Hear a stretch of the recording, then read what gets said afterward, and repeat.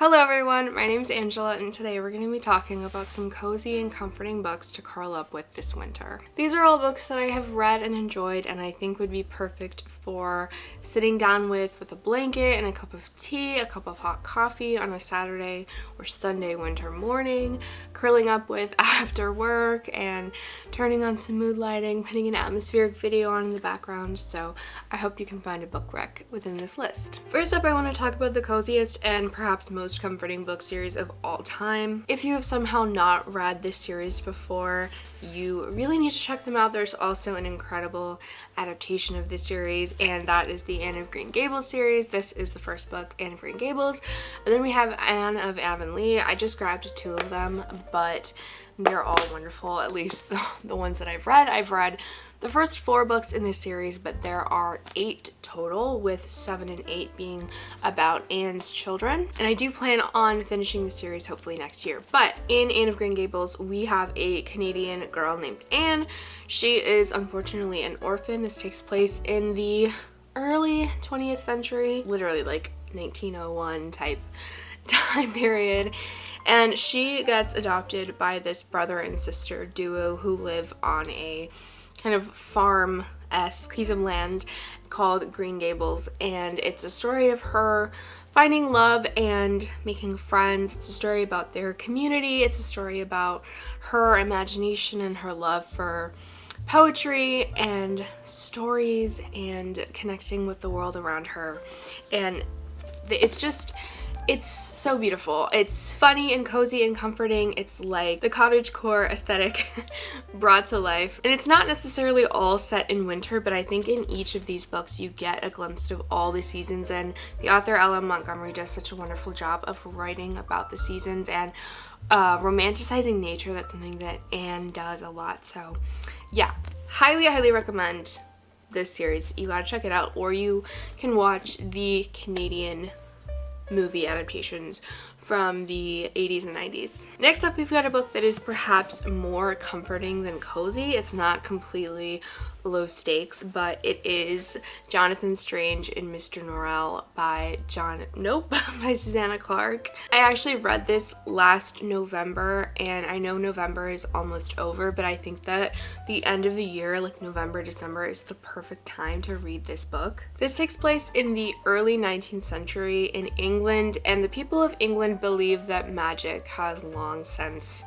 passed. There's no more magic left in the world until the reclusive Mr. Norrell shows his powers and kind of becomes an overnight celebrity, and all of these academics of magic are finally getting proof that there is still magic in the world. But there is another magician who is Jonathan Strange, and he and Mr. Norrell are kind of rivals, kind of friends, kind of advisor and student. It's very wintry. It's very much like if Charles Dickens or some other classic author was to write a fantasy novel that still is very much rooted in this time period. It genuinely doesn't feel like somebody wrote this in the modern era. It feels like somebody wrote this in 1806, and I love that so much. There are also illustrations, and I feel like this whole book is just very wintry and comforting and cold. It's almost like a Victorian Christmas, but it has nothing to do with Christmas really. I've said in the past, if you love classics and you love fantasy novels, you have to give this one a try. Some people think it's very boring. I loved it. I thought the audiobook was fantastic as well. It also deals with fae in a way that is very true to like folklore and mischievous fae, not like, you know, hot sexy fae with abs like we have today. Next up, we have Shady Hollow by Juno Black. This is a cozy mystery where all of the characters are anthropomorphized animals. So our main character, I think her name, Vera Vixen, is a fox. She is also a reporter, and there is a murder in her cute little town, and she takes it upon herself to try to solve this mystery. It's very much like Zootopia meets Gilmore Girls. It's also not very long, so I think ostensibly you could read this cozied up on a reading chair or your couch or your bed in a single weekend this winter. I think that would be a really lovely time. I still need to continue with this series. I believe each book is with the same characters, but we have a different mystery. Yeah, the small town vibes were perfect, and the fact that these characters are all cute little animals is absolutely perfect. I think this is ultimate cozy winter. These next 3 books are all ones that feature some romance and aren't necessarily wintry. Well, okay, this first one is extremely wintry. This is Emily Wilde's Encyclopedia of Fairies. I feel like any wintry book list is going to feature this book because it quite literally takes place in a snowy environment. We have our main character, Emily Wilde, who is a professor of fairy lore, and she is on location studying fairies. She is going into the woods to try to find fairies and connect with them and learn about them. The countries in this world are like fictional, but she goes to this northern country with a lot of snow. Think like something in Scandinavia. She goes to this little village, and it is just so wintry and cozy and comforting. Very much like Jonathan Strange, the way that these authors write about fae as being very whimsical and devious and otherworldly. I really like both of their interpretations, and I feel like Heather Fawcett was probably a little bit inspired by Susanna Clarke, if I had to guess. There's also a romance between her and Professor Wendell, who shows up on the scene, and he is someone that she does not really like because he kind of gets by on his charm and affability and good looks, and she really doesn't like that because she is a very serious woman. She's a serious scholar, and he is just kind of a blundering, hot idiot. And the romance between them is very endearing. This was definitely my favorite book in the series. I think that if you want to just read the first one and be done, you can. You don't need to read the other books. So if you want to think of this as a standalone, you can. Next up for romance, we have a very autumnal book, but I think that if you ignore the actual season that takes place in, this is perfect for winter, and that is Tusk Love by Tia Guanzon. I read this fall and really enjoyed it. Our main character, Guinevere, lives in this D&D inspired world, and she is the daughter of a merchant family, and she's traveling by herself with a set of guards in a carriage across this world to meet her parents somewhere and do some important business. And on her way, she gets attacked by bandits, but she is rescued by Oscar, who is this very charming and hot and grumpy half-orc man, and it's a romance and a journey story between them. Very comforting, cozy fantasy. There's not a lot of world building here, and I say that not as a negative necessarily, just to let you know like the kind of book that this is. It's not trying to be a sweeping epic fantasy. It's definitely more romance based, and if you go into it wanting that and looking forward to that, I think you're really going to enjoy this one. This next book is described as darkly whimsical cozy fantasy, and I completely agree, and that is Paladin's Grace by T. Kingfisher. This is one of my favorite covers of all time. We have kind of a typical medieval fantasy setting with paladins and this like medieval village city with like bustling markets, and our main character is a perfumer. We have like castles and courts, and we also have a murder mystery. So this is a romance between the perfumer and the paladin, and Stephen is a paladin whose god died, so he's a like broken paladin, and Grace is very much trying to make it as a small business owner. She's kind of lonely and awkward, and their romance is just so wonderful, but we still have those kind of classic fantasy plot moments. Again, we have like a murder mystery happening, we have courtroom hijinks and some politics. It's humorous, it's romantic, it's fun, it's just perfect in my opinion, and I think that this is so cozy and comforting. This is a series and every book is a new couple, so I'm really excited to read book 2, but yeah, definitely best read with a cup of tea by your side.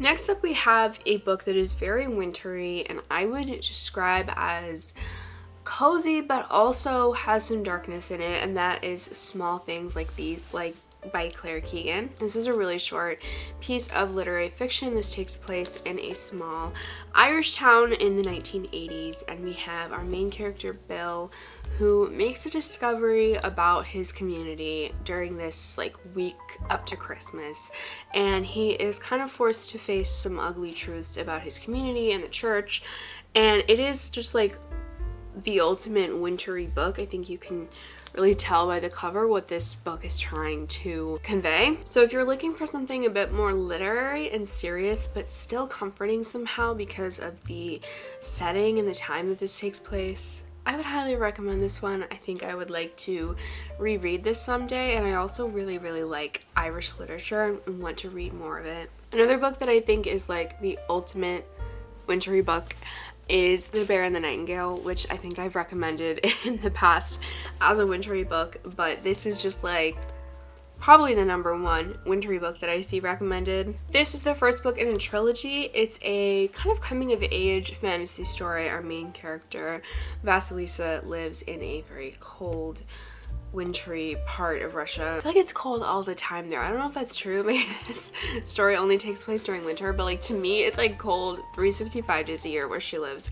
And this is based on Russian folklore, and we have this kind of tension between Christianity and folklore and gods and demons and belief in that. And so in this story, Vasilisa gets a new stepmother, and her stepmother is very much a Christian, and so she's trying to root out all of these like old world beliefs. But maybe some of these stories are real, and maybe some of these demons and monsters and creatures are in Vasilisa's community, and maybe she has to deal with them.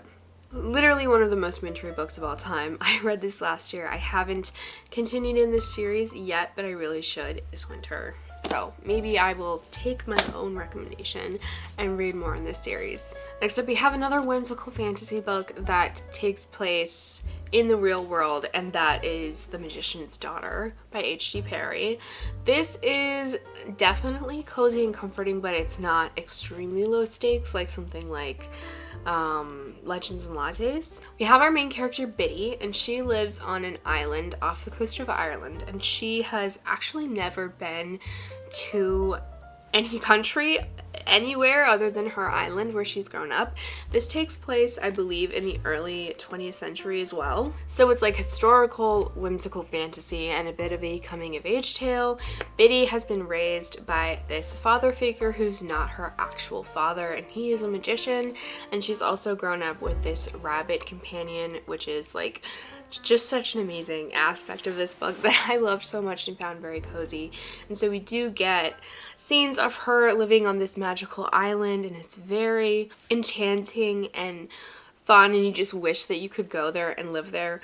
But Biddy does actually have to travel to the mainland because her guardian goes missing. It seems that there's some dangerous stuff going on, that he has some secrets, and so Biddy has to leave her isolated life and go to the real world. I feel like winter is just a time for whimsical fantasy, and that's exactly what this is. I read this year and really enjoyed it. I love H.G. Parry. Honestly, any of H.G. Parry's books I think make for a really great winter read, and I definitely want to read all of her books that I can get my hands on. Last but not least, we have a book that I'm actually about 70% of the way through. It is a nonfiction book, and it has nothing to do with winter, but I feel like there's such a calming and contemplative style to this book that really lends itself to just cozying up with a blanket and a cup of tea and a candle in the dim light of winter, and that is Braiding Sweetgrass by Robin Wall Kimmerer. It says on the front, Indigenous wisdom, scientific knowledge, and the teachings of plants, and I think that is exactly what this book is about. So our author is a botanist and an Indigenous woman, and so this book is really a mix of anecdotes from her life, growing up and teaching, and her family, some students.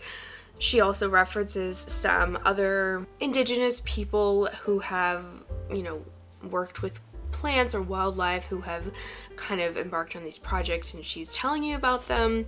She's kind of musing on nature and making these very poetic and insightful comments about the world and society. There's some really beautiful and calming descriptions of nature. So she's kind of bringing together scientific knowledge, logic, cold hard facts with Indigenous ecological conscientiousness and how Indigenous peoples think about the world. She talks about this concept of Earth being a gift economy rather than how we have you know, things in society ordered where everything is a commodity. So I think this is a great book to slowly and carefully read in the cold months. I've really enjoyed reading this on these cold winter days in November, and I'm excited to finish it. Those are all the book recs I have for you today. Let me know if there are any books that you've read in winter that you really thought were perfect for this season and you would recommend. Thank you so much for watching. Don't forget to subscribe if you want to see more bookish content from me, and I hope you have a wonderful week.